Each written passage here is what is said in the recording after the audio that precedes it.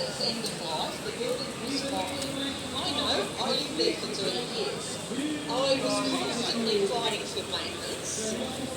The only times they cleaned the gutters and downpipes in 30 years I lived there was because I went to the tribunal.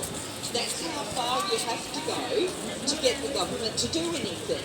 And yes, Labor might say, well, they weren't elected at that time. It was Liberal at that time. That doesn't matter. It doesn't matter. She's continued They were doing the same I was shit hardcore that Liberals adjustments today. when Liberals were in power. And she's the one that ticked off and said, oh, okay, we're going ahead with the demolishing of 82 Wentworth Park Road. Because even though we got the eviction notice before the election, she went ahead with the demolishing of 82 Wentworth Park Road after the election.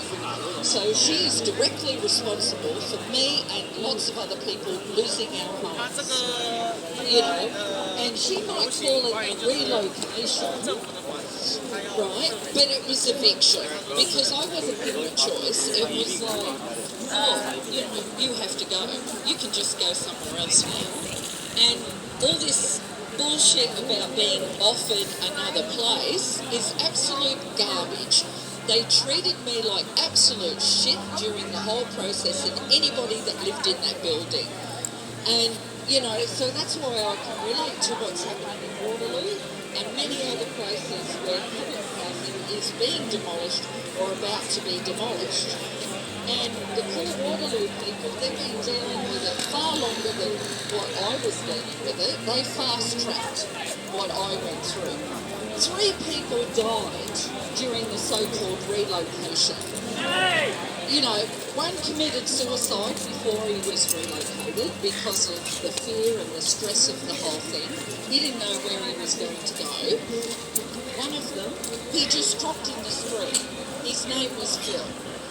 And the first person that committed suicide, that's Peter. And we all knew each other, you know, we had a community happening, right? I don't have a community now, where I am now, because they break that up. You know, there'll be no more community once they demolish and so-called relocate people. The third person that died was 6 months after he was relocated to the address where I am now.